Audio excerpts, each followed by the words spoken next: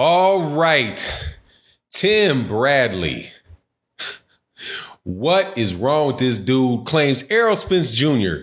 is ducking Terrence Crawford. Let's talk about that in this video.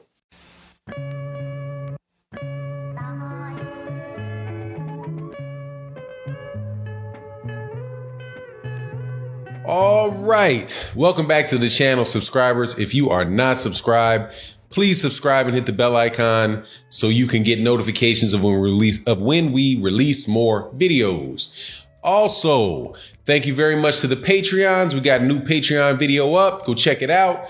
Also, I want to say thank you to everybody that supports the channel in the live streams through the Cash App, through the Venmo, and through the Super Chats. Your support is what makes this channel click. Thank you very much, and shout out to everybody in the LDBC Lions Den boxing community. Find the channel and support. Now, let's get into this.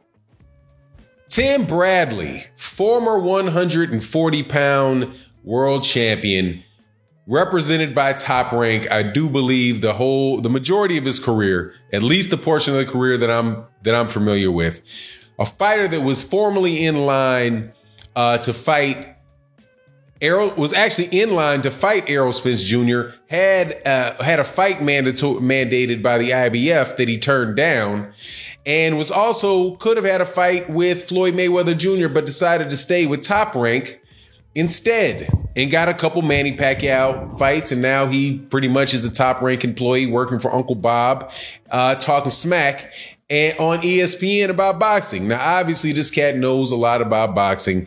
Clearly an exceptional fighter, and I do believe he's probably going to be a Hall of Fame level fighter eventually. But as a commentator, man, he pops off at the lips something crazy. He is becoming a little short brown version of Teddy Atlas, saying things that are absolutely ridiculous. He claims that Errol Spence Jr. is ducking Terrence Crawford, although Terrence Crawford himself said Errol Spence is not ducking him.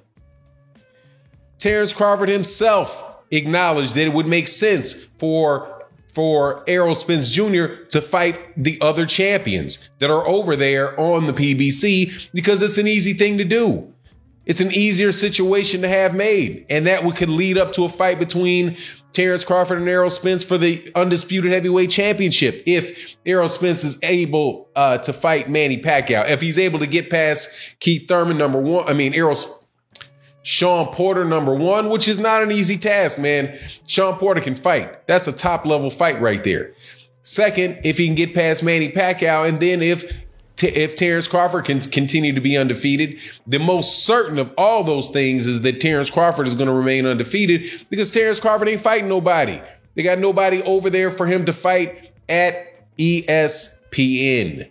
But for some reason, Tim Bradley decides to be a complete and utter hypocrite and claim that what side of the street? This is ridiculous. They need to make this fight. And yeah, Errol Spence is ducking Terrence Crawford. But the guy asks him, that does the interview, hey, Tim, what do you think about the fact that Errol Spence Jr. is already fighting Sean Porter? What's wrong with the Sean Porter fight? Isn't Sean Porter a welterweight champion? And now I'm adding a little flavor to the statement. Isn't Sean Porter the WBC champion? Isn't that a unification fight? Isn't that a very significant fight that he's having? And if Terrence Crawford fought Errol Spence fought Terrence Crawford, if he won that fight, wouldn't he then still have to go fight Sean Porter? Since you talk about the fights that people want to see in the business of boxing and all the money in boxing, wouldn't all the belts being on the line make the fight with Terrence Crawford and Errol Spence that much bigger? Wouldn't it? I do believe it would. So Terrence Crawford isn't saying that he's ducking him. Terrence Crawford said that Errol Spence Jr. is not ducking him. Also, Errol Spence Jr. said that he's not leaving the weight class without fighting Terrence Crawford. So he said he's going to fight him. Errol Spence Jr. is currently fighting another champion. I personally don't see how you can duck one champion to fight another champion. That to me makes no sense, because the only objective goal to determine who the actual best fighter is the undisputed title. If you have all 4 of the belts, you're the only champion in the weight class, then you can pretty much safely say that you're the best for that moment when you walk out of that ring, that you are the man in that division. You are the champion in that division because you're the only champion. The way that Bernard Hopkins had it. The way that Alexander Usyk had it for a second. The way that Terrence Crawford had it at 140 for a couple days. That right there is what you're going for. So what's wrong with Errol Spence Jr. fighting? How is it a duck to fight one champion and not fight the other champion instead of the other champion? Or how is it a duck to fight a lesser champion if that's what you think Shawn Porter is? Personally, I think Shawn Porter is a hell of a fighter, man. He dirty as a mug, but hey, it is what it is. That cat won 2 belts. He won the IBF belt before, and he won the WBC belt before. He lost the IBF belt to Kell Brook. Kell Brook goes to fight Errol Spence, and Errol Spence Jr. now has the IBF belt.